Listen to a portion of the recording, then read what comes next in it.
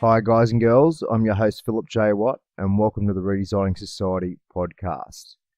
Today's guest is Brendan D. Murphy, who is a personal friend of mine, a fellow Aussie and a fellow seeker of the truth on so many different levels. We really do connect in some pretty kindred ways, so I really do respect Brendan, his work as well as his partner's work, and I'm really excited to bring this conversation with Brendan to you guys today. Brendan is an author, a presenter, a DNA activator, a musician, a humanitarian, and just a general truth seeker and a disseminator of information out into the greater grid. He describes himself as having a compassionate heart, a keen intellect, he's deeply spiritual, and he's a no bullshit humanitarian with a genuine disdain for political correctness, which a lot of us, I'm sure, could agree with. He advocates what he calls broad spectrum awareness, meaning a big picture, well-rounded, multifaceted worldview, the results of years of study connecting the dots as opposed to 10 minutes on Wikipedia. And you'll find that through Brendan's work. He's quite cheeky. He will be very direct and very compassionate about the information that he's presenting. But he likes to put a nice humorous spin on it at times and bring a little bit of light, bit of humor to this crazy, insane asylum we call humanity at the start of the 21st century. So a big kudos to Brendan and his work, and a big kudos to his partner, Amy Devlin, as well. These guys created the Global Freedom Movement website, podcasts, and university. You can check out all of that at globalfreedommovement.org and on the usual social media platforms. The podcast really does have some high-profile, well-informed guests, so I really encourage you to go check that one out. And if you're keen to undertake an educational or re-educational process through the Global Freedom University, you can inquire and go on the wait list to become a student through their platform. But in any case, these guys are truly genuine-hearted, really inspiring, really empowered people. And they do offer an energy to this world, which we really all should be encouraged by and aspire to replicate in our own unique way. I should give a shout out for Brendan's book as well. It's called The Grand Illusion, a synthesis of science and spirituality, described on Amazon as synthesizing the paranormal with today's hard science, seeking to initiate a dramatic re-empowering of humanity. You will no longer consider yourself just a powerless little meat computer, destined for total annihilation at life's biological end. That outmoded worldview is firmly buried by the materials set out within. Here, new and expansive vistas of possibility are laid bare. The forces and energies produced by our consciousness that act on the world around us are blown open for your understanding. Did you know that modern neuroscience considers the brain as a receiver of consciousness rather than the generator of it? Get ready for an introduction to the mysterious fifth force known to science, a virtually unsheatable carrier wave of consciousness that can travel at speeds far exceeding light. With the knowledge that we are incredible and immortal spiritual beings temporarily inhabiting a dreamlike, multidimensional holographic reality, we can indeed begin to turn life on this planet, which for many is a virtual nightmare, into the grand illusion. Are you ready to meet yourself? So Brendan's book really has received really positive feedback, one of which is by Sol Luckman, author of Potentiate Your DNA. And he wrote a masterpiece. If the grand illusion were merely paradigm destroying, which it certainly is for rearguard scientific fundamentalist, it would be a satisfying read. Fortunately, for those of us dedicated to establishing a new civilization of consciousness, Brendan Murphy's fascinating, inspiring, and seminal work also opens the door to a world of new creative possibilities. The grand illusion is mind-blowing. So if you're interested in ordering The Grand Illusion, you can do it through Amazon or maybe just through Brendan's website. I'm not sure if it's easier or more profitable for him to do it through that process. So have a look at his website. Here's an Amy's website, globalfreedommovement.org.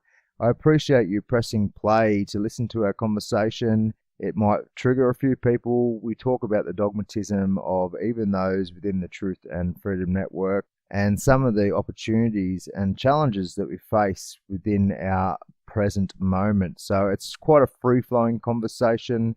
We had no real agenda, just two guys with a similar thirst for knowledge and helping to emancipate ourselves and society at large from the control system of the 21st century.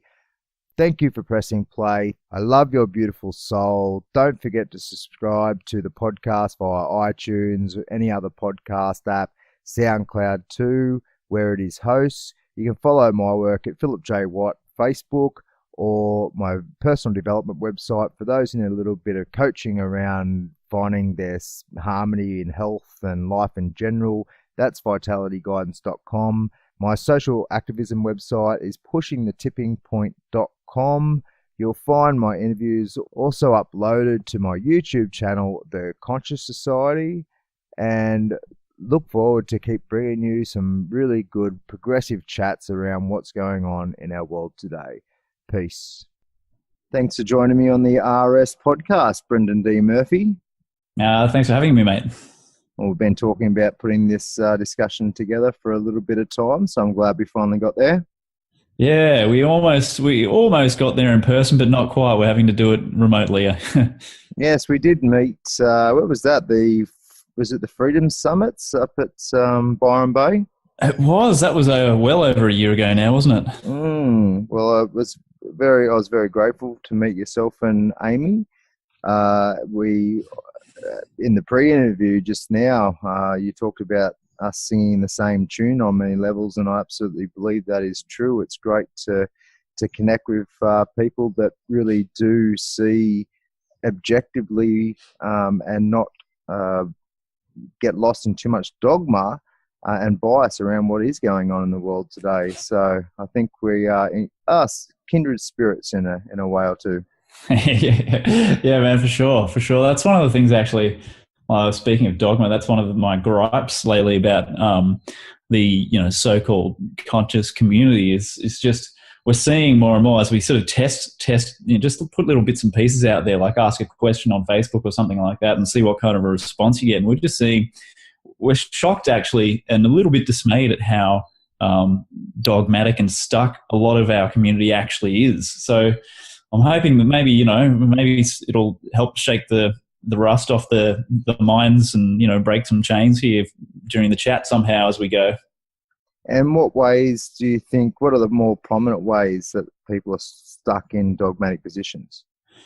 Well, I mean, like the thing that's on my radar lately is just, me and Amy have been exploring the cryptocurrency thing. Mm-hmm. And, we just sort of put little bits and pieces out there to see how people react to it and what their attitudes are. And, Amy and I apparently are a very strange breed because we don't have fixed belief structures. We don't have fixed attitudes. We're not dogmatic. What we practice is in like an informed cognitive fluidity, and we'll change our perspective based on good information and, actual rational points of view and thinking. So we've been putting it out there and just seeing how people go. And it's like, okay, so there's this thing called, as an example, like Bitcoin and, the crypto space in general. And I just noticed that a lot of our community have an attitude, and they stick to their attitude regardless of whether or not they've investigated it, whether or not they've got good information, whether or not they have a leg to stand on. They stick with the attitude, and it's like every piece of information that comes in to them subsequently will get filtered through that lens, through that attitude. And instead of, responding to it adaptively and intelligently and flexibly, it just gets dismissed in line with their preconceptions. And I find that to be quite disappointing coming from the, so-called truth community. So I think we've got to pull our socks up a bit in terms of being a bit more adaptable and not blindly accepting of something new that comes along, but at least able to recognize, first of all, I think we need as a community to embrace a bit of complexity and to embrace the notion of process, because a lot of us have these sort of black and white views of things like, oh, well, that's bad because that's the new world order and I'm not going to look at that. I'm not going to study that. I'm not going to give that the time of day. And it's like, well, we're in this humanity's in this process of unfolding, and we could say evolving, but I'm not entirely comfortable with saying we're evolving. I think we're evolving and devolving at the same time. Some of us are definitely evolving, and many of us are definitely evolving. Yeah. So I'm seeing that pattern of that dualistic process, and I think we should look at process a bit more and say, okay, well, we want to get somewhere. We want to get to living on a planet where we actually have freedom, and living on a planet where we actually can all be abundant and just live our lives and get along. But we can't just flick a switch or wave a wand and make it happen overnight. It's a process to get there. And I'm just noticing people are dropping the ball, and they're not recognizing certain opportunities in the short to midterm that would actually make their own lives easier for a start, but actually might help us collectively get to where we say we want to go. And it's because they've got these fixed attitudes and ideas about stuff, and they're just wasting. I'm seeing people wasting opportunities because they think they know based on a paradigmatic outlook, when really they don't know, and they haven't investigated enough, or they've overlooked certain elements, and all they're seeing is the darkness and the conspiracy that they're projecting onto something.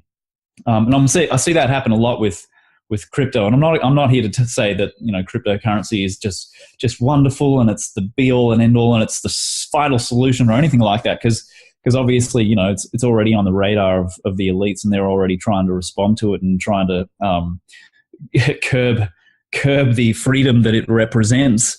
So I'm not black and white about it. It's just a matter of pragmatism. What works today might not work tomorrow. The opportunity we have today or for the next 6 months might not be there 7 or 8 months later. So it's just about being adaptable and not dogmatic, I think. Well, I think it's very pragmatic to make a bit of money in the crypto world right now, regardless if it is a centralized, a pseudo freedom system, because a lot of millionaires have been made over the last few years, particularly over the last year with the cryptocurrency market. But as we were talking about in the pre-interview, I'm a bit dismayed by the dogmatism, also, as well as the lack of opportunities that the independent media and alternative thinkers are not capitalizing on, which is the process of unifying over particular principles of sovereignty and abundance and authenticity and some several other key concepts that could really bring a bit more a clarity to the mainstream world about what we're actually representing, what the Truth and Freedom Network really is about, as well as attract more people into considering what freedom truly is and what it means to be free in this day and age, and what is contemporary slavery on many levels, and how are we enslaved economically, ideologically, and even physically for some cases. So I absolutely agree. There's lots of opportunities being missed. There's lots of people being led down false rabbit holes, or leading themselves down false rabbit holes, or their multiple tunnels of untruth, and it's created this divisive atmosphere where people just want to think they've got the answers, and it's ridiculous. When it comes to people saying, if you just got to resonate with the information, or if you intuitively feel it, you go with your gut feeling, you're going to be right. And let's just face it, there's probably half the amount of people with one gut feeling and the other half with the other gut feeling, and they both think they're right, and as it turns out, one's probably not. And so, we can talk about intuition all the time, and it's great to be an intuitive empath, or I'm more a rational empath actually, but it's great to tap into our instinct and intuition. But let's face it, we're wrong a lot of the time too, some less than others, some more than others. So it's important to be open to the information, as you said, that is being saturated information in all areas, in all disciplines in this day and age, and to come to a strict, concrete decision about a particular truth, including examples such as Trump's motives, as much as it looks like on the surface he is, a globalist in disguise, that he may have some other motives underneath that we have no idea about, that very few people have any idea about. And the same thing goes with cryptos. There are basically three positions on it at the moment.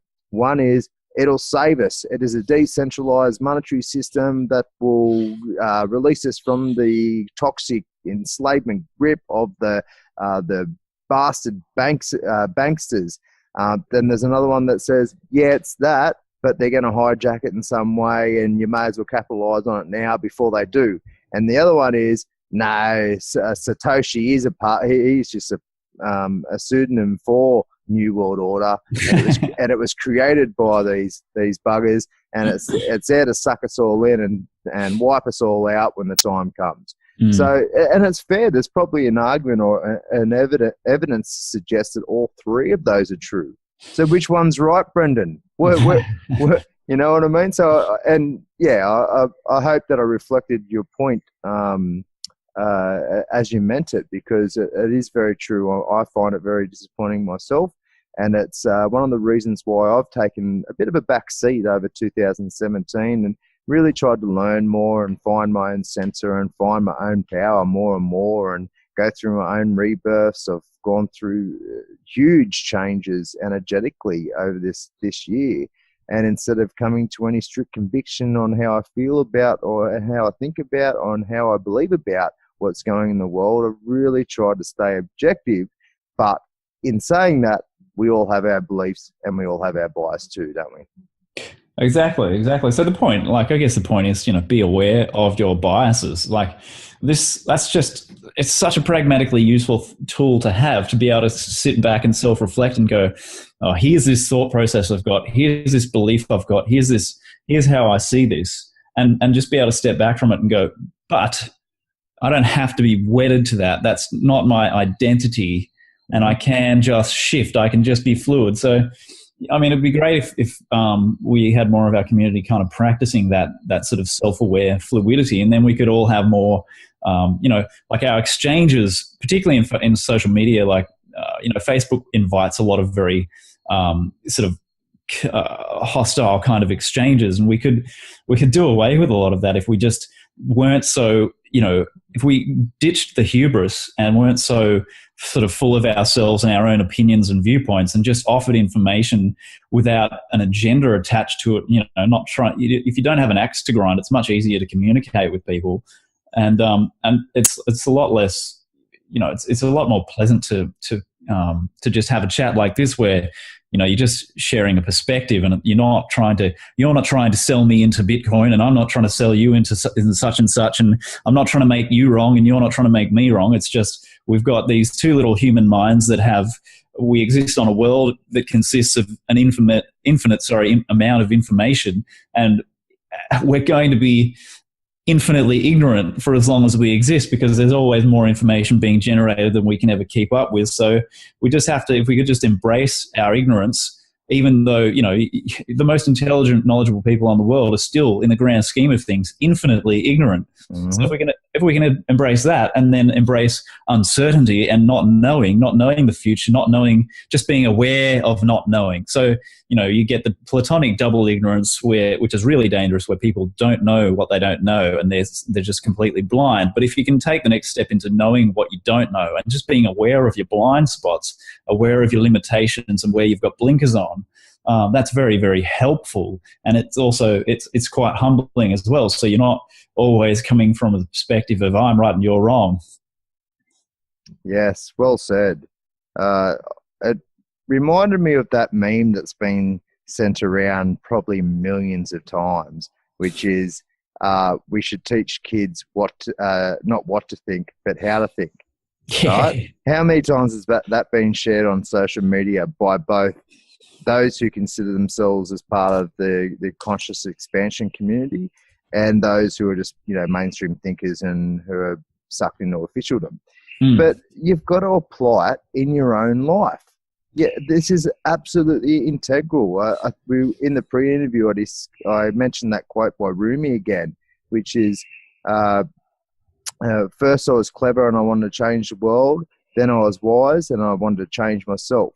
And I don't think many people are really doing the hard yards, making the sacrifices, being consistent, being ongoingly persistent, and rewiring themselves neurologically and redesigning themselves conceptually in reference to greater health on all the levels, physical, mental, psychological, philosophical, sexual, emotional, behavioral, creative health, relationship health. All those layers of health need to be dissected and taken seriously to find some sort of holistic balance in our lives if we're ever going to represent to the world something that is honourable and authentic and a true statement against the toxicity that permeates our world today.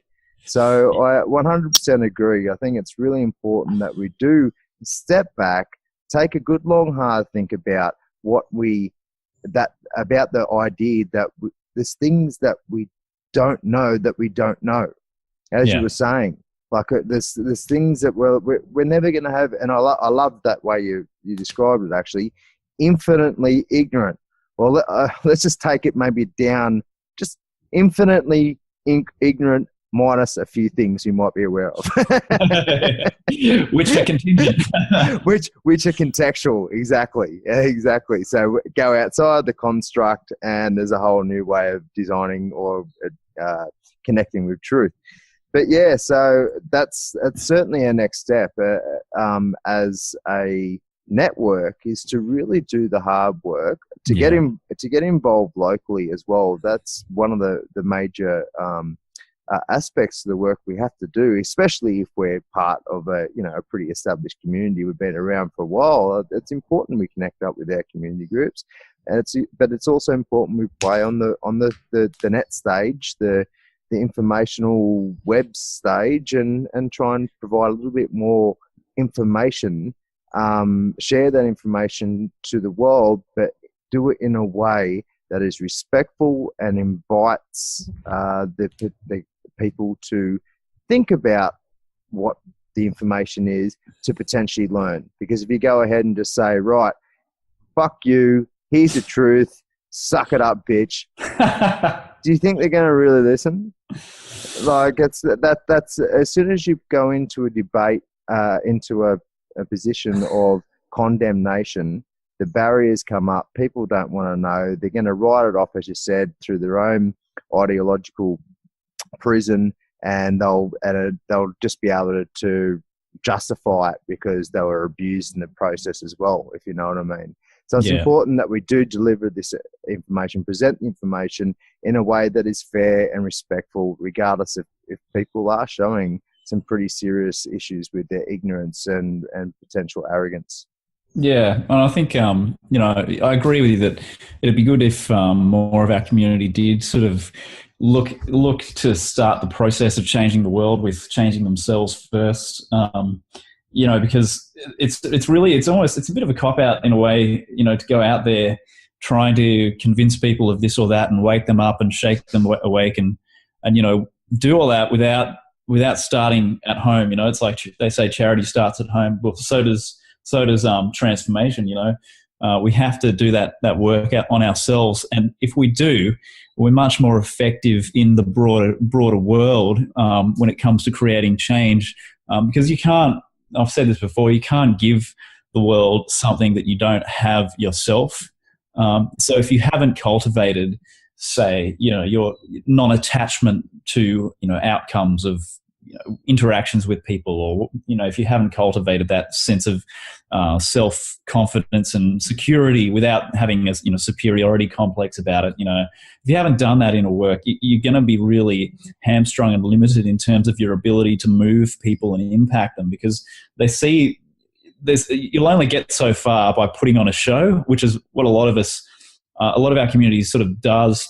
And people in general are just doing this all over social media in general, just putting on a show, showing up what they think people want to see, putting up the happy snaps and all this kind of thing, and trying to change the world through creating an image that they think is going to be appealing to people. But if you haven't done that inner work, then you're going to be very limited, and at the end of the day, you'll attract basically more or less the level of authenticity that you bring to the table yourself, I guess. So yeah, we, like you said, we really need to start doing that inner work for ourselves. And it's like David Icke said, most people are there, they're looking at the world, trying to change the external world instead of themselves. And he called it combing the mirror. So instead of combing your own hair, combing the mirror. I like that, that's what most of us get sucked into doing, because, I mean, you do pragmatically, you've got to act in the world, and you have to do it from an intelligent, informed point of view, but you can't do it as an egotistical narcissist. You can't do it as a broken down, damaged human being. You have to do it as sort of a whole, healed, and if you can manage it, a humble kind of a place, and then you'll be a little bit more effective in the long run. And people respond to that. I mean, especially we're all at different stages in our own journeys, and people like you and me who are very quite grounded and pragmatic, we see right through all that fluffy bullshit and manufactured sort of persona. So in the end, it doesn't fly, and these people sort of fall by the wayside, I think. Yeah, absolutely. I think you summed it up well with the quote that, or the I guess the adage that come to mind when you were talking then was, if you can't love yourself, how are you meant to love another? So you can apply that on so many levels. If you don't know yourself, how are you meant to know the world? If you don't connect with yourself, how are you meant to connect with the world? 100% agree. And going back to Rumi's quote, as I mentioned in the pre-interview again, not only are we clever to change the quote goes, first I was clever, I want to change the world. Then I was wise, I want to change myself. I would add to that, as we've been discussing, and then I was both clever and wise, and I wanted to change both myself and the world. And obviously we don't get to some perfect, whole, perfectly healthy, beingness. It is a journey of ongoing health and growth and development and all the rest of it. But we certainly need to do our best to find some sort of equilibrium through our journey. And if we haven't got there, because it takes many years. I went through depression for nearly a decade in my teenage and young adulthood. It took me at least 5 years, and I'm talking about when I was at an advanced stage of self healing processing. Like going through the cognitive rewiring and redesigning that I needed to create a new default setting, which wasn't depression and wasn't being, a victim in a world that's out to get me. It took me a long time to really make myself into a new a version of myself that was a new default setting where I'd emancipated myself from that shit. So it does take time, and a lot of people have to go through that process still. And don't get me wrong, I've still got to go through my own traumas and my own issues and dysfunctions. It never ends. But there is a lot of hoarding that's been happening in the minds and the hearts of people, regardless if it's in the mainstream or alternative cultures that have developed. And that work it's hard. It takes a long time. It really is important to go through the sacrifices and the commitment. And if you want to give back to the world whilst you're going through that, that's great. Definitely do so. But as you said, Brendan, the more we become empowered and advanced and developed and enlightened and in a greater position for looking after ourselves, then we're in a greater position to look after the world too. So, let me just talking about dogmas.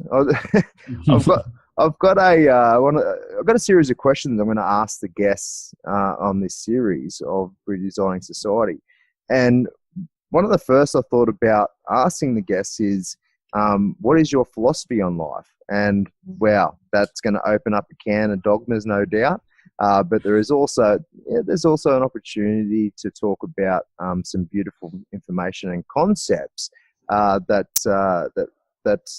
might be more aligned to the truth. So, Brendan, how would you explain your philosophy on life? Oh, well, first I would have to confess to not having one. And I would say, like, I'm not doctrinaire. So my attitude, basically, I would say deep down, I've been motivated for a long, long time by the desire to decrease the suffering in the world, and that's probably what motivates a very large amount of my general activity and how I expend energy. And that's, I suppose, that that's some kind of you could say that's a Buddhist sort of an outlook or attitude. But yeah, I mean, I believe we're here by choice. We have an opportunity to experience the whole range of human emotion and awareness and non-awareness. And basically, my interest is in trying to create greater degrees of freedom for the community in general and for myself. And I figure if I can generate more freedom for myself, then the more I do that, the more effectively I'll be able to generate it for other people as well. So I guess my philosophy as such is simply live your life. There's no, part of me says there's no right and wrong, and then part of me goes, well, you have to have some right and wrong. You have to at least arbitrarily agree on what's right and wrong. And then, if we can have some useful discussions on that amongst ourselves as to what we are and are not willing to accept from each other, then that would be useful pragmatically. But otherwise, the whole point from a metaphysical perspective of life on Earth, if you're looking through the literature of near-death experiences and hypnotic regression and all this sort of stuff, is, we're here by choice to have an experience and to essentially to learn and to change the nature of our beings through the experience. So there's this sort of alchemical journey and process that we're going through here, and there is no one right way to live. I don't believe in that kind of a dogmatic approach. If anyone says that there is one right way to live, then they are fundamentalists, and I don't want to be a fundamentalist. I don't like that kind of an outlook. I think it's arrogant, and it also smacks of simple-mindedness and that infinite ignorance that we were talking about as well. Because at the moment you've got about 7.5 billion minds, all having 7.5 billion very different experiences of reality here on Earth, and I think it's ludicrous to say to each and every one of those uniquely wired brains that you should all have the same outlook and the same belief structure and the same philosophy and believe the same things and do the same things and have the same jobs and so on and so forth. And for me, I've got no interest in following anyone else's rules. I think that our social mores and taboos are very good at holding us down and keeping us back and dumbed down and controlled.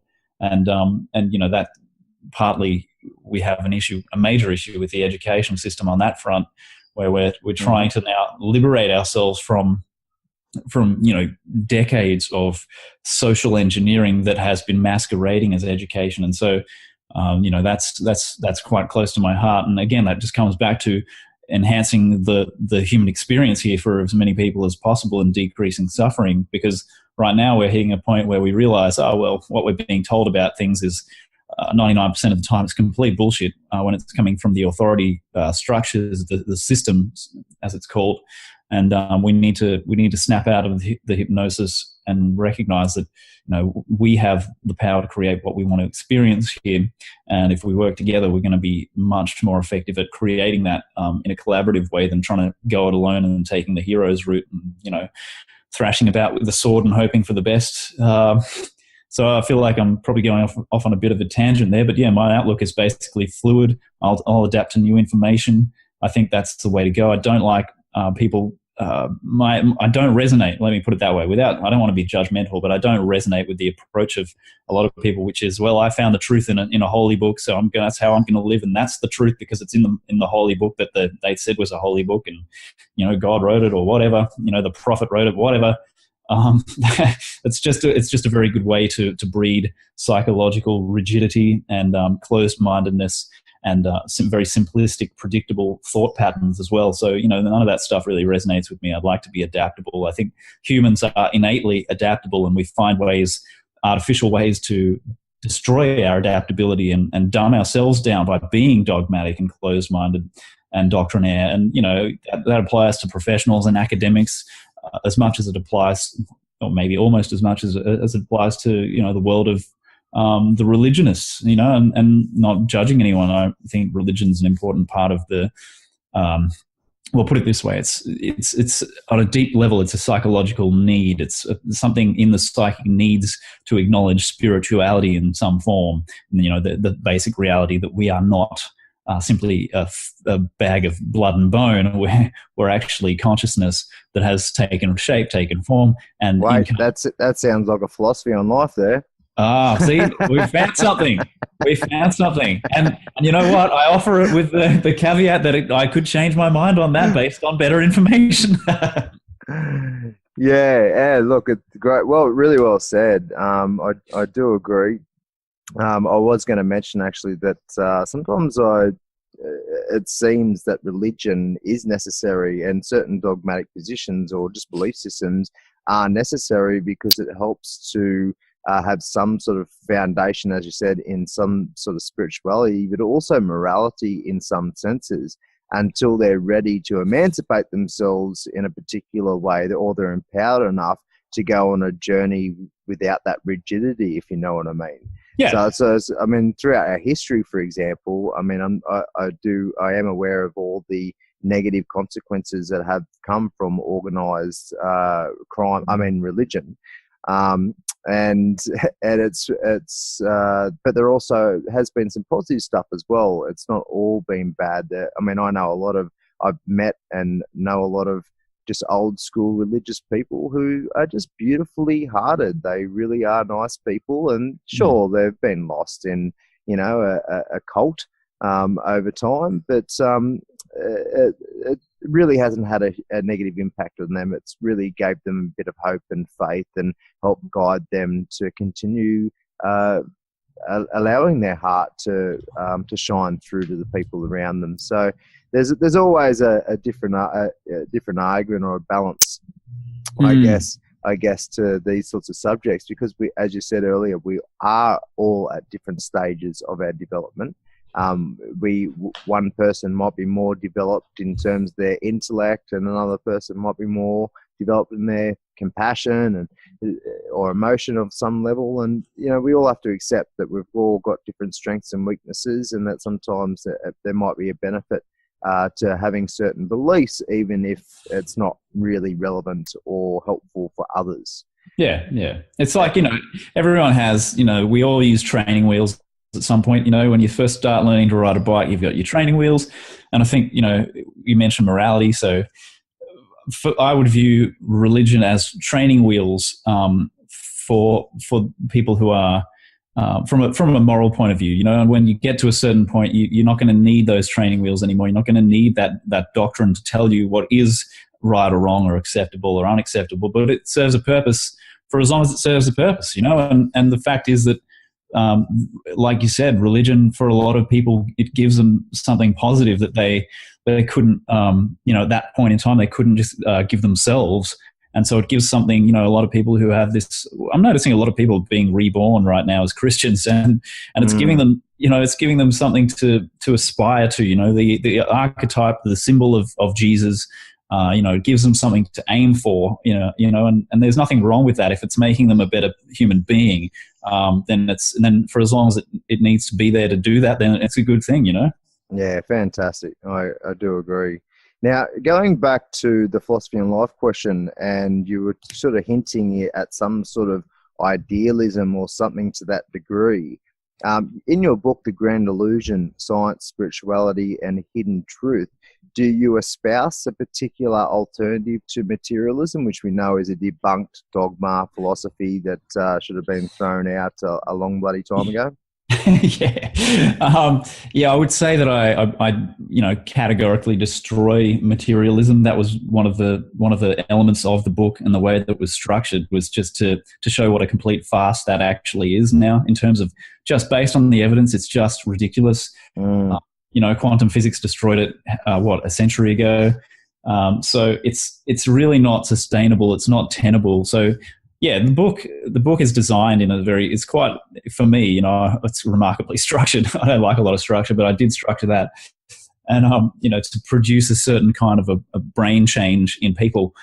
So yeah, it was kind of like, I sort of walked the line between I, I've got one foot in the camp of what would a skeptic think and what would a skeptic say. So I'm constantly addressing those kinds of concerns and angles, and then I'm offering the sort of a broader, bigger picture without going off into la la fairyland and remaining ungrounded and just believing in whatever sort of storyline has sort of emerged from the astral dreamscape. Like a lot of people do, they get sucked into these astral storylines and they don't realize what they're sort of dealing with and interacting with.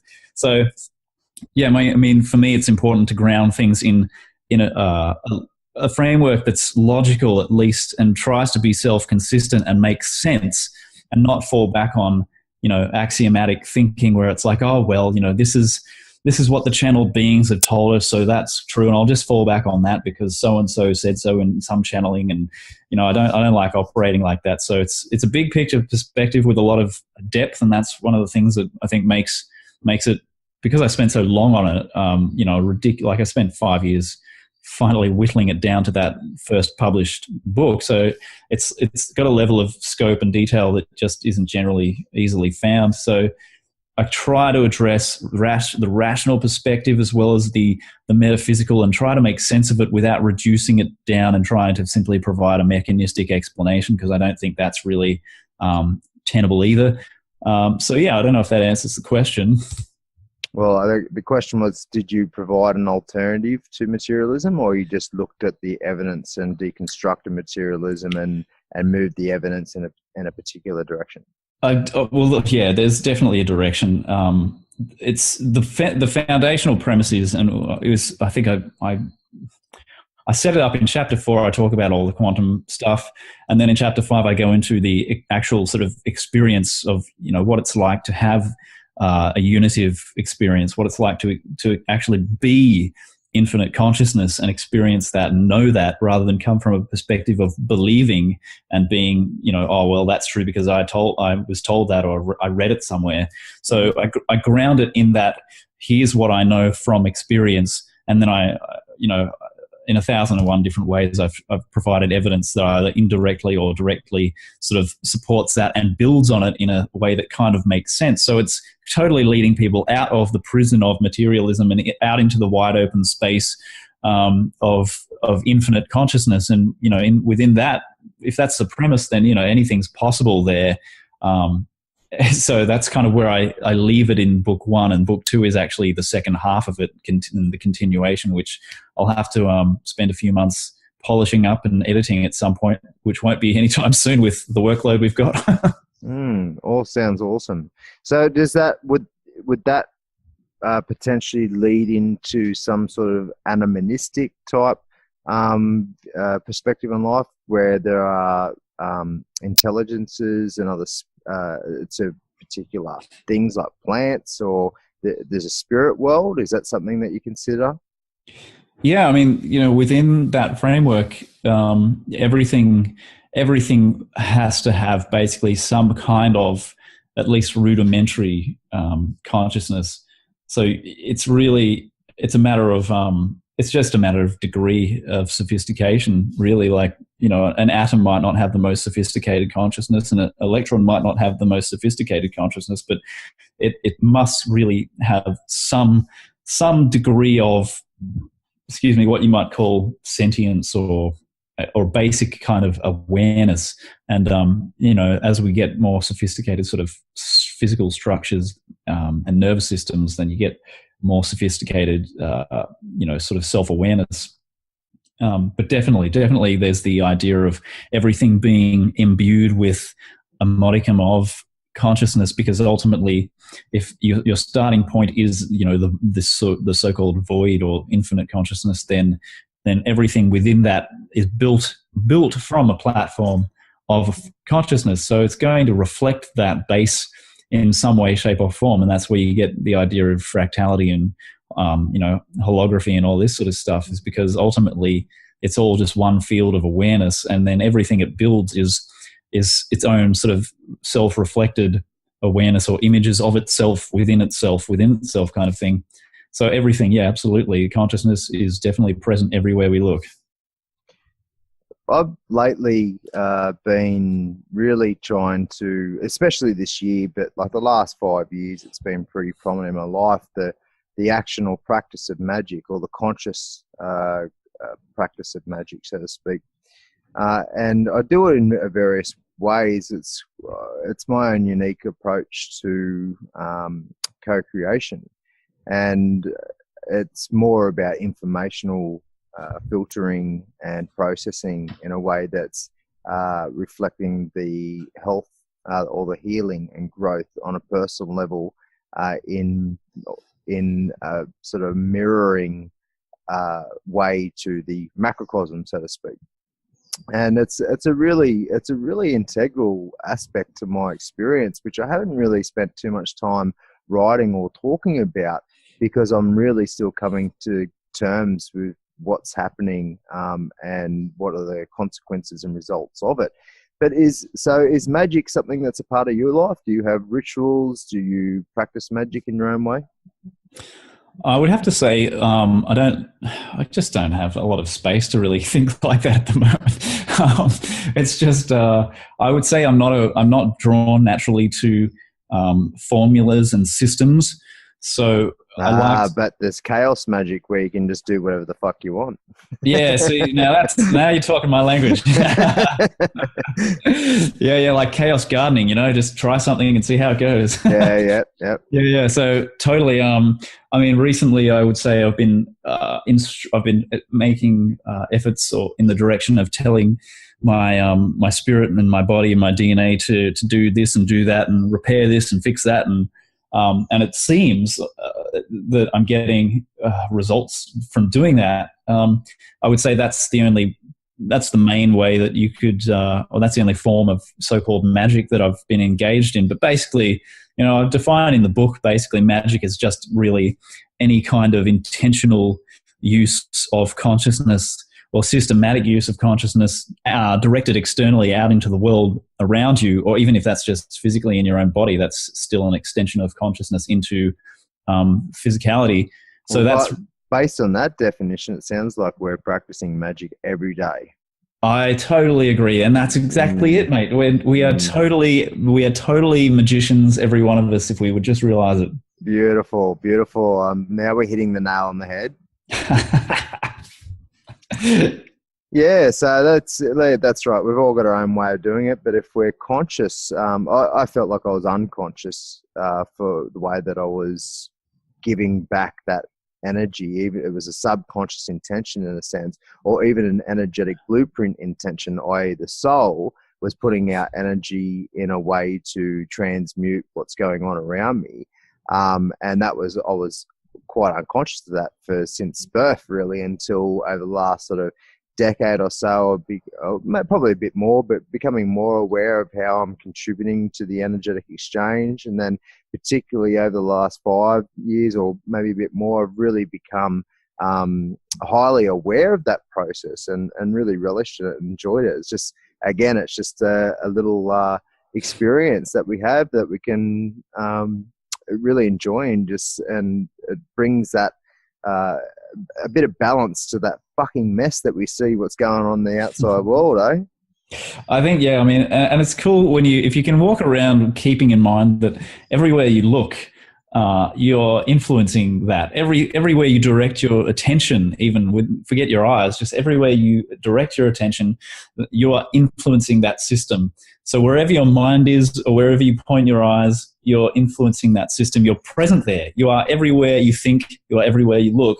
And that's kind of cool, because then you realize, oh well, on some, even if you just sort of trying to break into this way of thinking as a starting point, you have to realize then that you're very subtly influencing every system that you think about or interact with. And so the possibility then is there as a baseline. You've got that. You've got the possibility of actually intentionally influencing things and directing things and programming elements of your reality to, suit your purposes. And then, of course, that brings up, well, you're practicing black magic or white magic or grey magic or whatever, but, without getting sort of down road. That's just, I think it's important what you just brought up there. I mean, the fact of the matter is that we exist in a sort of 3D holographic dream world that we, or the larger version of us, has dreamed into existence. So where everywhere we go and everywhere you think or direct attention, you're creating a change in the system there. So you're quite powerful. And then it's a matter of, why not play with that power and play with that ability to see what you can create, what's going to benefit you, what's going to benefit other people, how you can just be more of a creative force and creative entity, rather than feeling like you're always at the mercy of the forces raging around you. I mean, it's kind of a cool inversion of perspective, and it's much more empowering than being stuck in the view that, you're just a brain in a skull and everything around you is happening to you and you can't do anything about it, kind of thing. Yeah, the key word there is empowerment. The issue is, though, that things like The Secret and a pseudo or superficial law of attraction has, I guess, tricked people into thinking they're more powerful than what they actually are, i.e. their conscious part of themselves. Because our subconscious is extremely way more powerful than our conscious mind.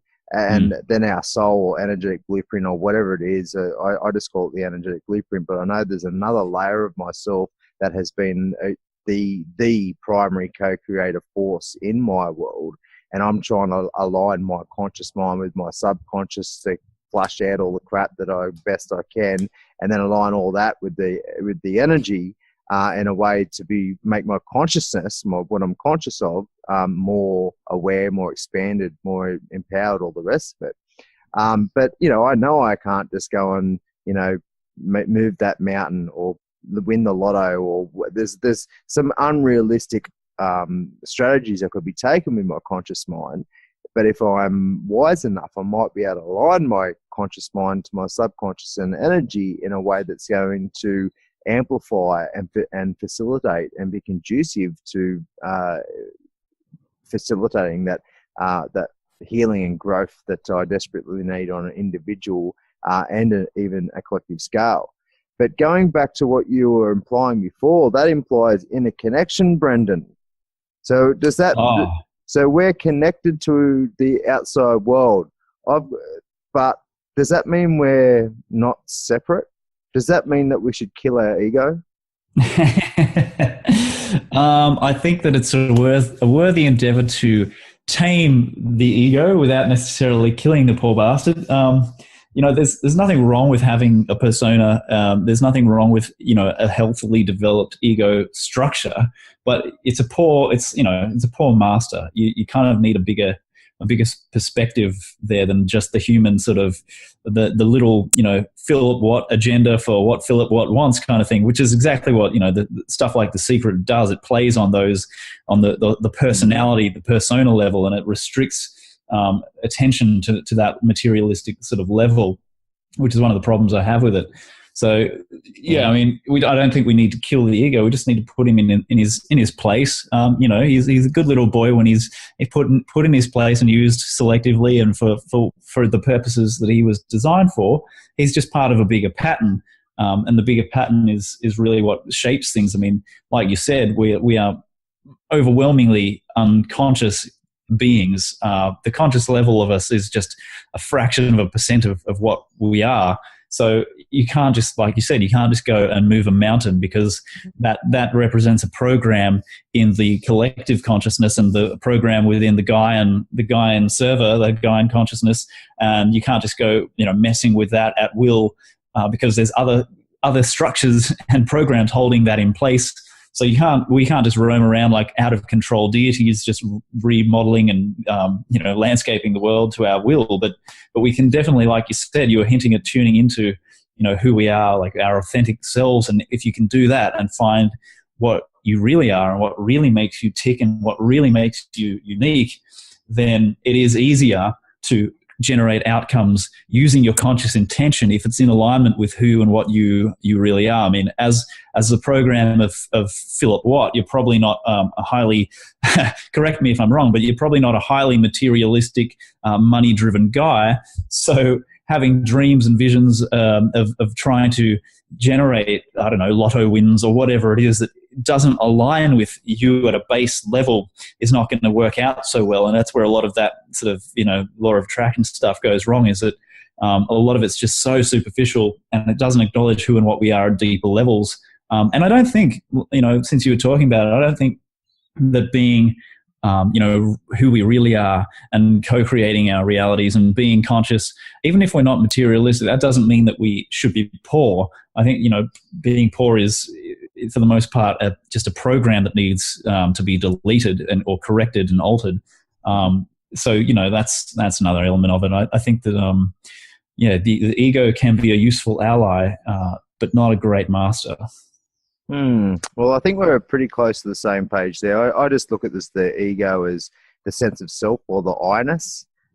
So the I-ness can be both driven by egotistical, selfish desire, or, we have to have some selfishness. We have to have some desire. There's nothing wrong with desiring, actually. It just depends on what we're desiring.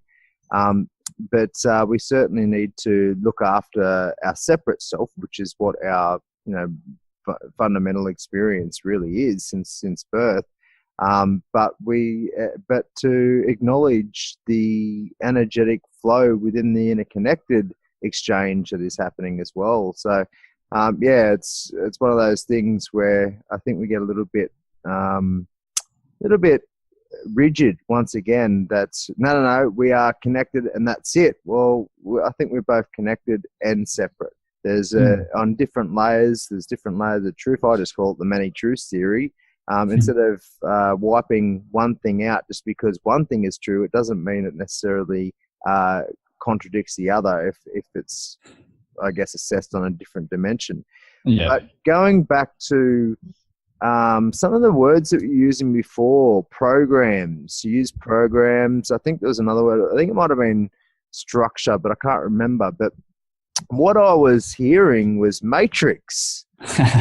Is that what is your view on the matrix? Do you think this is a particularly simulated or designed reality, or what's going on with that?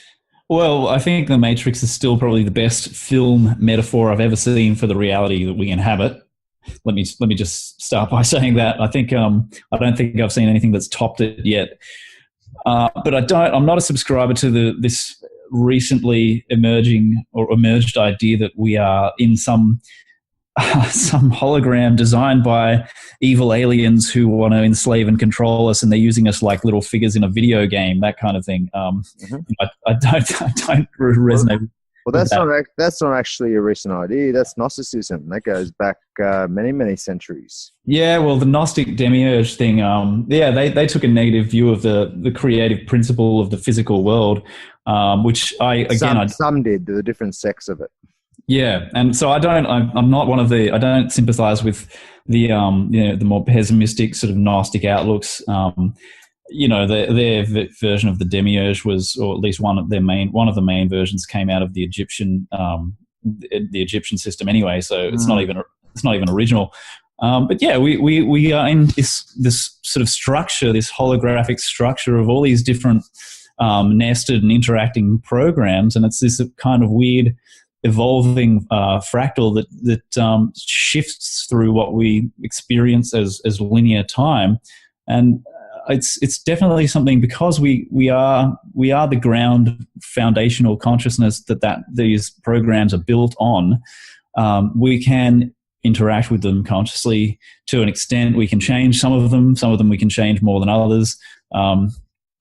So it's like Robert Anton Wilson said when he said that reality is plural and mutable. I mean, some programs can be erased completely, like I give an example in the book TGI, where there's a girl and a younger girl that are outside in a grove of I think it was Canary olives or something, and the older girl does this sort of funny ritualistic dance and the grove of trees vanishes completely. And 1 minute they're standing in amongst these trees in the shade, and then the next minute they're gone, and they're standing out in the bare sunlight. And the young girl freaks out and starts like dancing and clapping her hands and running around like in exuberation and exuberance. Exuberation, is that a word?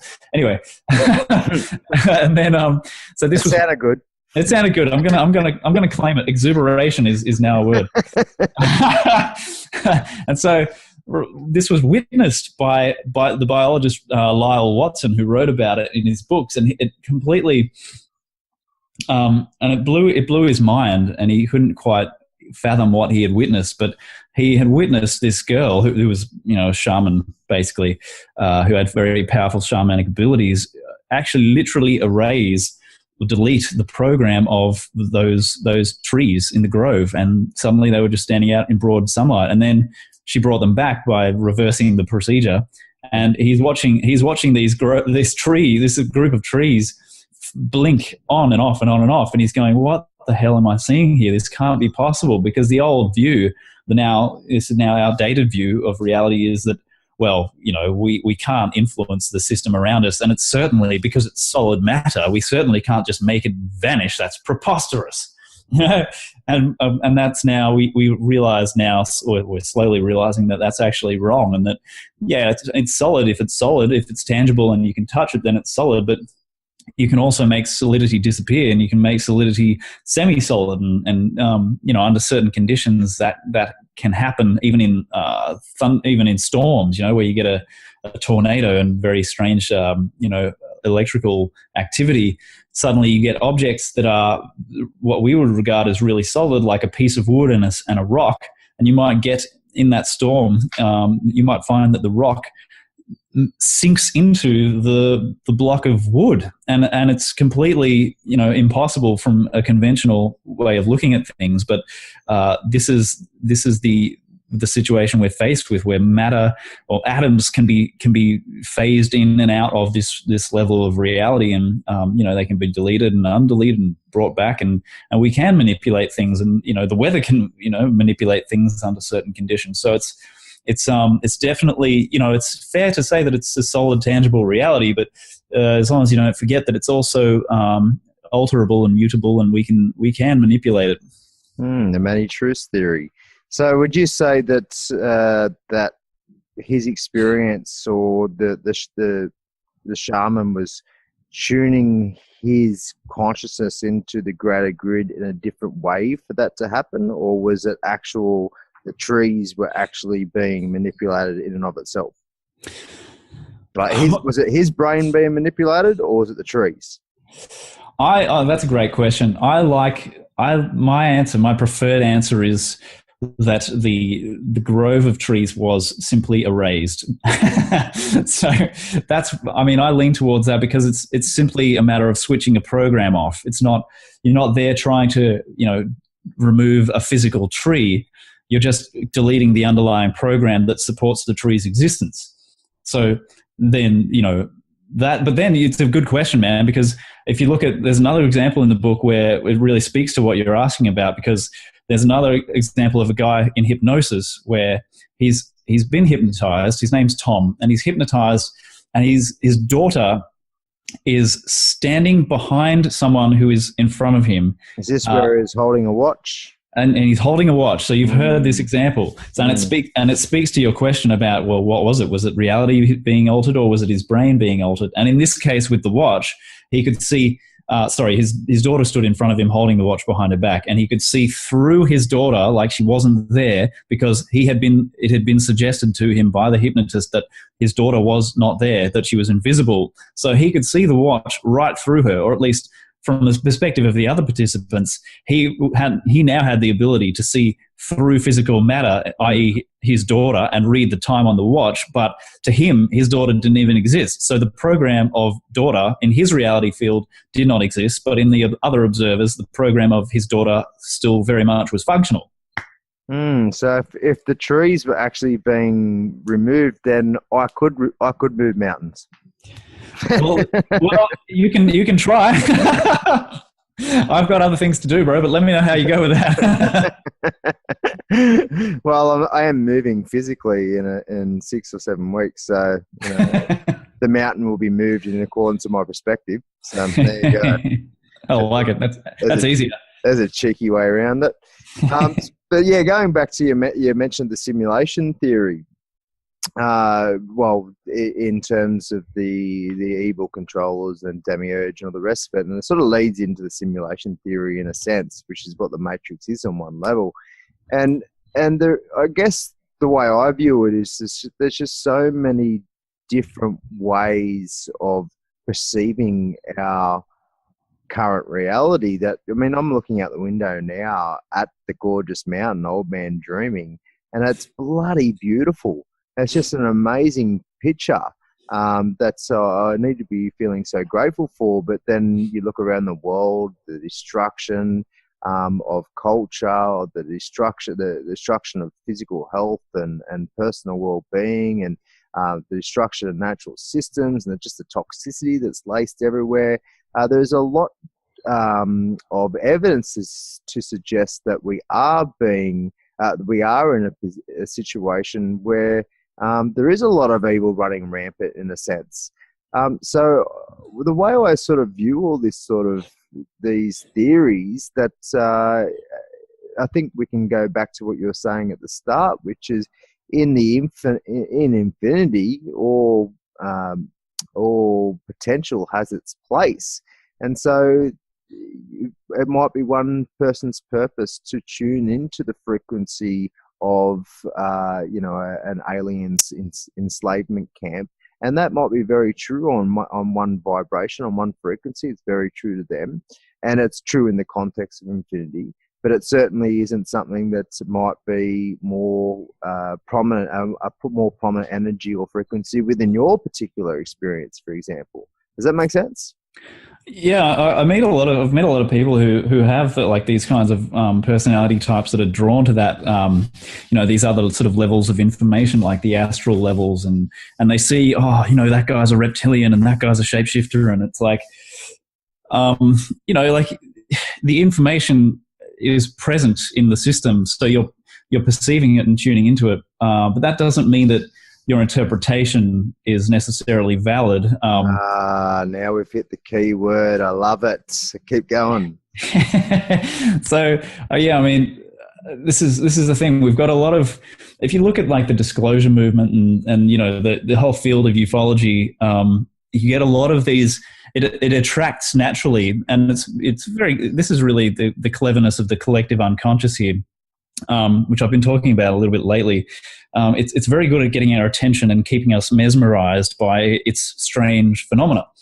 And so what a lot of people, these astral types, do is they go off into their altered state of consciousness, and they go,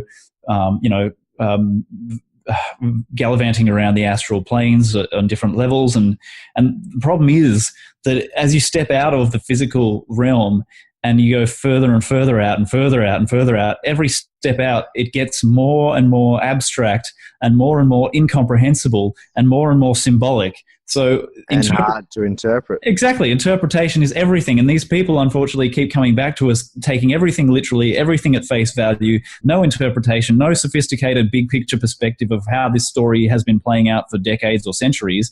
And they're going, I figured it all out. I figured out the alien conspiracy, the alien control system. And it's like, well, no, actually, you've just interacted with a couple of programs running in the collective unconscious, and now they've hypnotized you and you think you've got the answers. And hey, it might actually be true, but how do you know?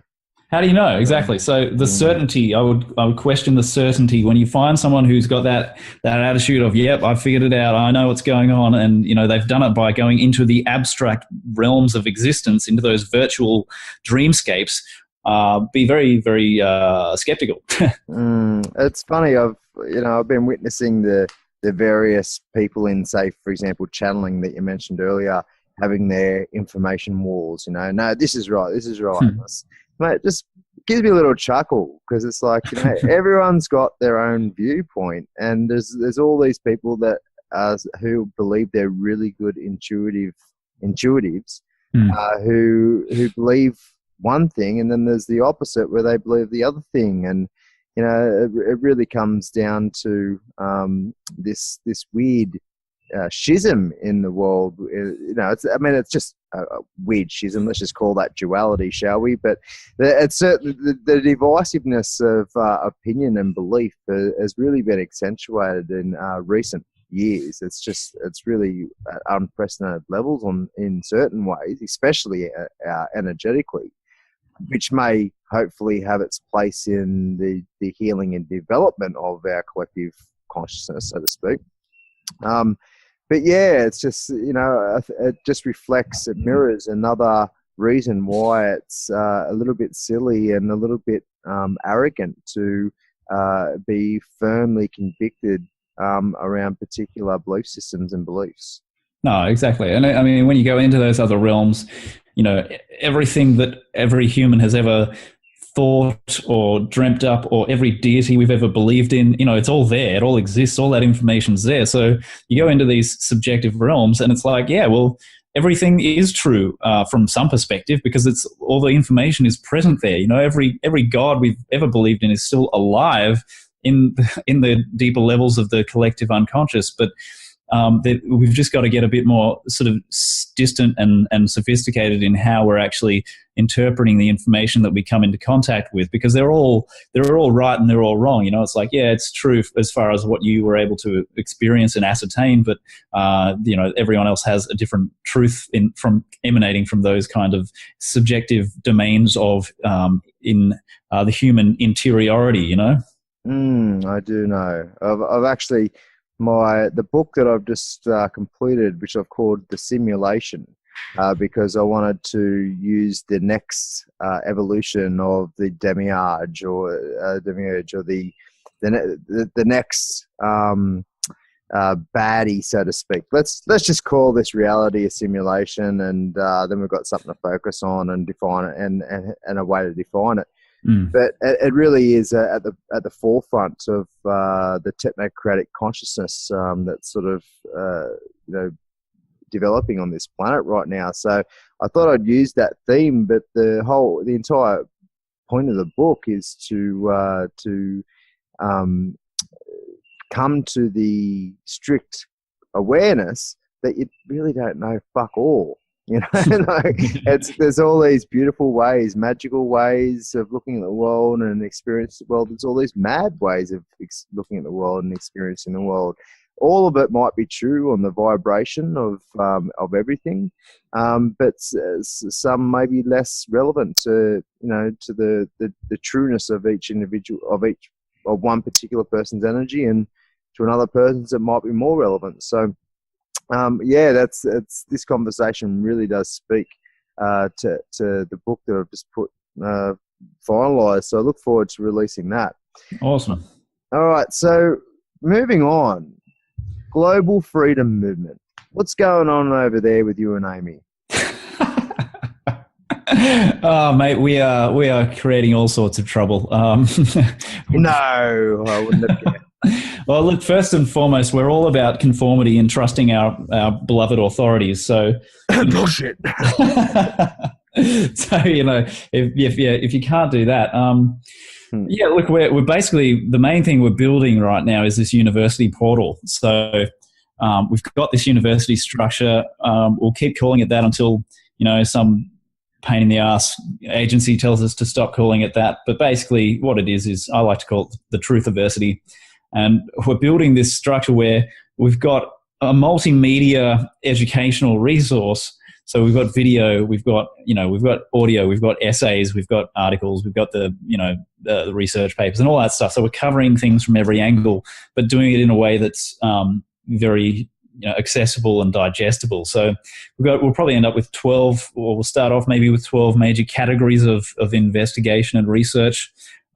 Kicking things off mainly with civilization and where humanity has how we've gone off the rails and what caused us to have this mutational event and journey, and the long view of it all. And then we're going to talk about the medical system and modern medicine and health and what's going on there and how we can fix it, what we're up against, how this thing is wired against against freedom and freedom of choice, and how it creates disease instead of health, and all that sort of stuff. So those are going to be the main subjects early on that we're going to kick off with. And I think we'll probably we're going to probably deal with vaccines pretty early on as well, because that's on everyone's radar. We're getting a lot of people saying that that's what they believe most people need to know about more than anything right now is vaccination and the truth about that. So we're going to deal with that too.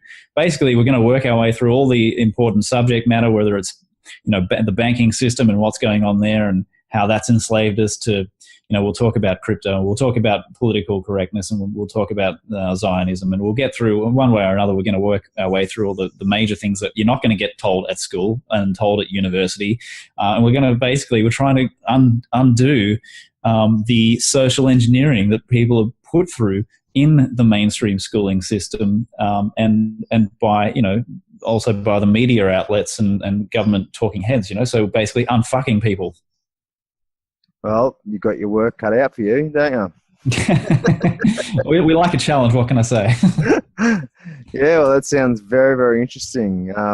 One of the thoughts that popped into my mind through this process, through your discussion, is there's an argument that all this toxicity, all the lies, all the deception, all the bullshit, all the manufactured hatred and division and all the rest of it is designed by, call it, material power structures, call it immaterial power structures, doesn't really matter, is designed to wake and to wake humanity. Do you think there's any truth in that, or do you think that at the end of the day, no, this is purposely as designed as a control system, an enslavement camp, to keep humanity under check and fulfilling the goals and the agenda of those who are in control?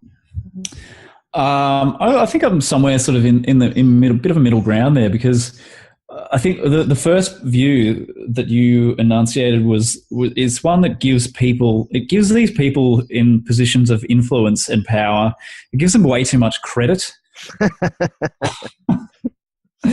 And mostly, for the most part, you look at look at the Australian government, for example. Look at these absolute nitwits like Greg Hunt and Jill Hennessy. I mean, Tony Abbott, the former Prime Minister. I mean, just have a look at this group of complete incompetent buffoons. I mean, they're very special, aren't they? They're special, but you can't give them that much credit. Like, even if you look at and you've got to be careful when you go down these rabbit holes, and you always end up, they branch out into all sorts of weird and funky conspiracy domains. And I think they need to be looked at, but you got to also keep asking yourself every step of the way, what's the evidence here? What's the evidence for this idea? What's the evidence they're presenting? And a lot of the time you end up in a place where there isn't any other than you've got their word, and you can take their word or leave it.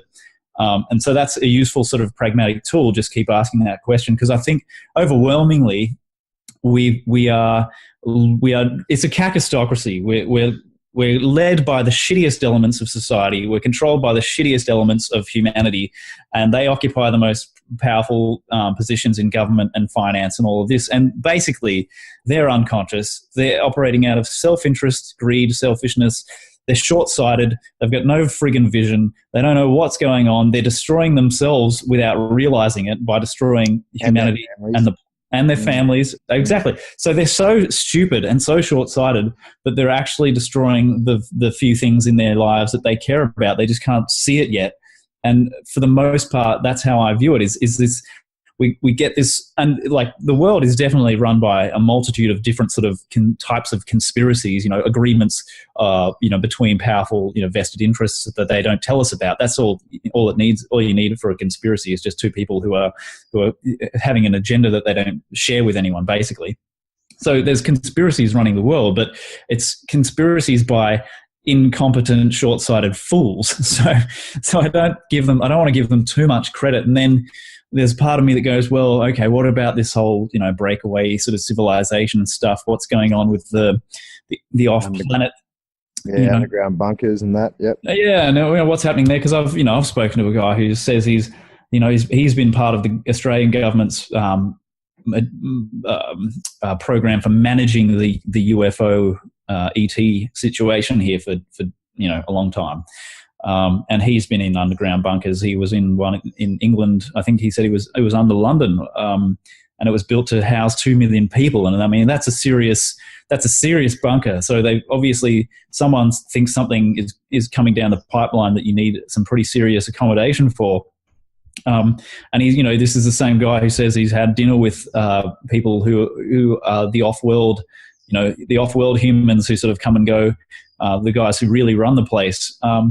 But I think at every level you go to in the agenda, or the general sort of all the various systems we've got in place, it's basically people who are looking out for themselves.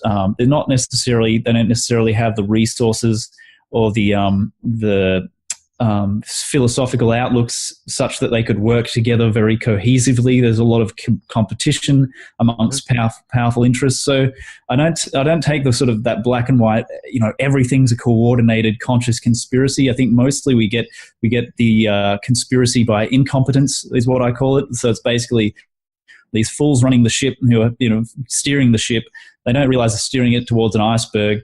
They're so incompetent and they're so disorganized and so self-interested that basically we end up with these systems that are self-perpetuating. And you've got all these people that go into them, they get sucked into them, and they just reflect the state of consciousness of the system, and they don't improve things, they just perpetuate it. And it creates the appearance of an ongoing conspiracy at low levels, which is probably really just put down to these people are just morons. Mate, that was really well said. I do agree. I think it was a good way of detailing the conspiracy around this sort of conspiracy. Of course there are some sort of dark occultism elements as well as pedophilic elements. Yeah. That goes probably right to the top in certain ways, but I don't think it's this very clearly defined power structure where they're all getting along, rainbows and unicorns, all holding, dancing around in a circle, saying, "Yeah, we're going to enslave humanity." We, yeah. there are fucking idiots. They're fools. They are brainwashed into the status quo, into the official narratives, just like the majority of humanity. But the issue is that they're having such huge consequences with their decisions on society and on people that they really, you can't claim plausible deniability or ignorance about this sort of stuff. If you're going to work in these fields, on the political spectrum and in other key areas within our society, you need to be educated. You need to be informed. If you haven't got the right education through universities and schooling and through society, which, let me tell you, you haven't, then you need to be doing it yourself, right? Mm-hmm. So you need to have the respect enough for yourself and society. And I think this is where the majority of players within the system sit. Police officers, firefighters, nurses, doctors, politicians, bureaucrats, you name it. The majority of people are probably relatively good-hearted at their core. They're probably not that authentic, but they probably wouldn't want to go and harm people in general. I mean, they might kill off a few foes on their journey to power or whatnot, but at the end of the day, they're probably relatively okay people who are just really highly ignorant, highly misled, got sucked into some sort of greed and corruption program, which I think is one of the biggest drivers to this system at the moment, based on the monetary system and based on the scarcity based system that we operate under today. And so it's very easy to get sucked into that extra $1 million because, that's looking after your family and whatnot, and your newer generations. So, yeah, I think you nailed it really well. We get too many in the Truth and Freedom Network focusing on that particular group or that particular group. And as much as everything needs to be exposed, I think at the end of the day, we should follow the theme of this discussion, which is to not be convicted on any real belief until there is, unless there's some pretty obvious and clear and open evidence to suggest it.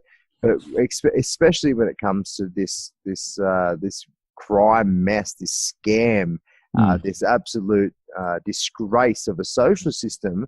And don't get me wrong, we have the opportunity to be more free than ever before. I'm not a slave, even though I'm somewhat enslaved economically to the system. I certainly am at an amazing level of freedom, an amazing level of sovereignty. And I think that many of us can be like that if we realize what it means to be sovereign and start taking the actions to achieve it. So I really do see there's a lot of positive to where we are right now. We do have that opportunity to emancipate ourselves on huge degrees and on a mass scale like never seen before. But at the end of the day, that's not reality. Reality is most people are highly enslaved and indoctrinated into the toxicity of the world. And they unfortunately could, they're not aware that they could make that choice.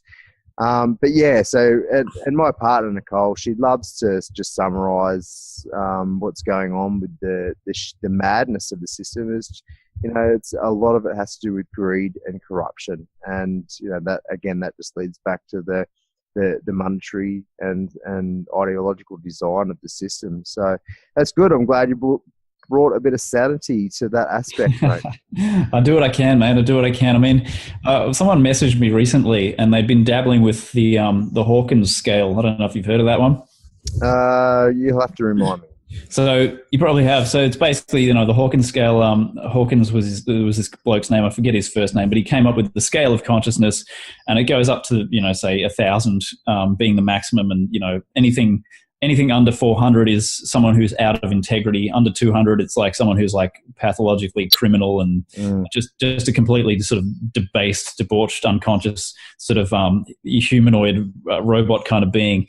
And she messaged me because she'd been testing some of one or two of the politicians, and I think one of them was Greg Hunt, the health minister for Australia.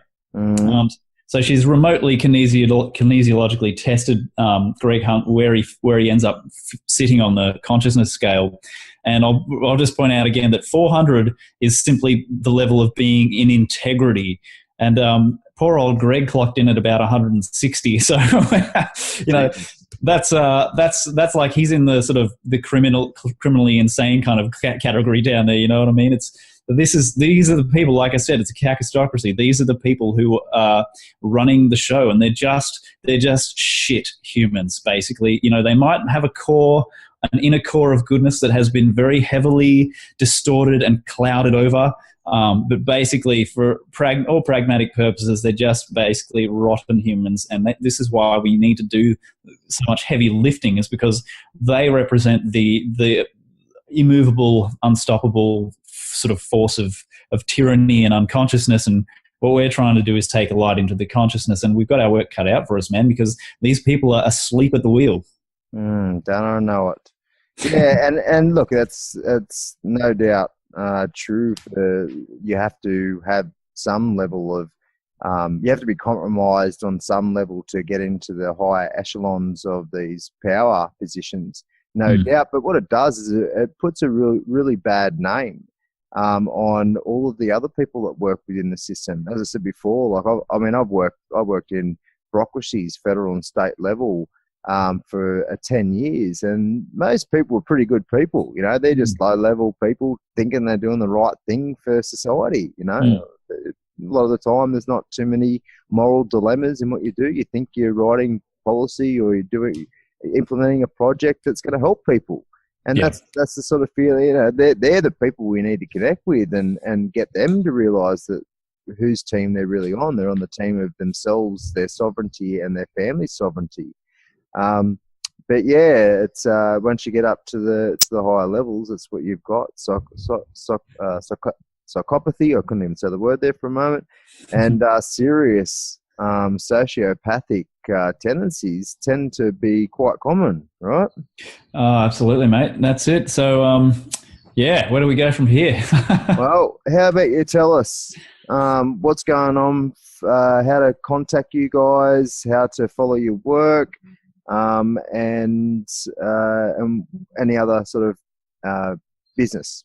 Well, if you need to reach us, you can do that through the website globalfreedommovement.org. That's where we've got our all our media, the GFM media archives there. We've got all the interviews we've done. We've got our articles, which we're publishing. Try to publish some news articles as often as possible. So that's our main website. My book is currently being shifted under we're putting it under our banner of GFM Press. We're going to publish it under our own Steam. So currently the physical book is the physical book is not quite available at the moment, but we've uploaded the ebook, so that should be available. And my website, if you want to grab it, you can go through the GFM website. Or mine is brendandmurphy.com. And you can reach me through there as well. So, that's basically there are main hubs of activity on Facebook. We've got Global Freedom Movement page there, so you'll be able to find us pretty easily and keep up to date with what we're going on. And if I would actually suggest, definitely, for people who are wanting to really go down this road with us and get more organised and more community oriented and get into a community where we've got where we're education driven and not just posting memes on Facebook and stuff, sign on to the mailing list so we can keep you up to date with the university and when that's launching, and let you know, and we'll just go from there and build a kick-ass community. Awesome.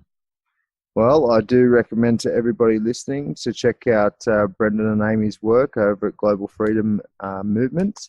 It's been an amazing chat. I've really enjoyed this, Brendan. I think we've touched on some really important issues and current issues in the alternative space that's happening on right now. So that's, in that sense, it was a really important conversation.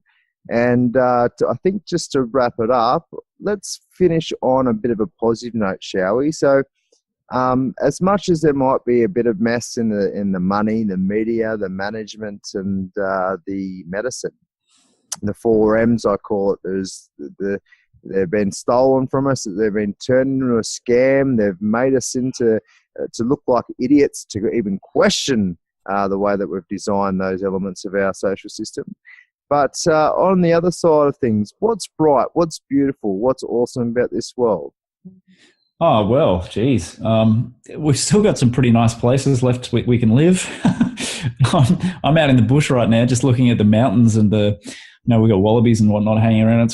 It's just so soothing and grounding to be out in this kind of space. You really start to get back in touch with what it's all about and, why we do this in the first place, why we're all working so hard to raise awareness and wake people up. I mean, I think that we've got a lot of opportunity here in amidst all the turmoil to make changes within ourselves and to grow. I mean, ultimately, all of the challenges that we face are basically growth opportunities. Because let's face it, humans left to their own devices, unchallenged, comfortable, they don't really go looking to better themselves. They don't really go looking for transformation. So, I think that a lot of what's going on as sort of haphazard and unconscious as it all is, it's basically a very, very big ongoing opportunity for us to better ourselves and to be connected with each other, to reconnect again, because that's what a lot of this is doing. I mean, we're all looking at this shit show going on and going, oh man, we've got to start working together. We've got to start communicating with each other. And I'm seeing this happen, and it's awesome to see that we're actually starting to rebuild communities again, even if it starts on social media, online. We can go from there and take it offline out into the real world, and we can help each other to go off grid, help each other to be sustainable and independent and free. And part of that's challenging each other and supporting each other as we go. And I think that's basically what this whole crazy process boils down to for me. I mean, if you're looking for a silver lining, I think that's really it. We've got this. What is it? There's a Chinese symbol for chaos, which also means opportunity. And I think that's that's not kek, is it? I'm not sure, but I think that they were onto something. Chaos does represent an opportunity. So amidst the chaos, we have an opportunity to shape things how we would like them to be and break out of the pattern of the status quo. And, just we don't need to be, we can't even be what we used to be. We can't continue being robots who are programmed by the system. We can't function like that anymore. It's just becoming less and less a part of what a human being actually is. So we've got a great opportunity to be in our discomfort with how things are lies the motivation to do something, to create something better, and to really expand ourselves and who and what we are, and go next level. So it's not all bad. No, and that's what we're here for, isn't it? To experience and to go with the flow and create along with it. So, we can get lost in the madness, but I just keep telling myself and telling everybody around me, make sure you look at the magic too, because it's fucking everywhere. Now, are you still there, Brendan? Lost you, Phil. You're back. That's I'm back. Right. Did you hear everything I said then? Or I did, mate. I thoroughly agree with that magic sentiment. I agree very much, and I think it's a good way of looking at it. Absolutely. And just to clarify, Kek is part of Egyptian mythology, and it's a real big thing in 4chan and Reddit and those sorts of more underground social media sites, because the goddess of the primordial goddess of Kek, they've associated with the I don't know if you know much about the Trump Barron story and the connection between old books that are sort of prophesizing which prophesize our current era of Trump and all the rest of it. Have you seen that information? I don't think I have, mate. That's an interesting rabbit hole in and of itself. But the goddess of Kek is about chaos, but with that comes opportunity, as you mentioned. So, Well, thank you, Brennan, very much for joining me. We'll have to do this again, eh? Mate, it's been awesome. I look forward to the next one, dude. Let's not make it too many months between drinks. Beautiful. All right. Well, you have a wonderful day, mate. We'll speak soon. Thanks, Phil. Cheers, mate. Bye.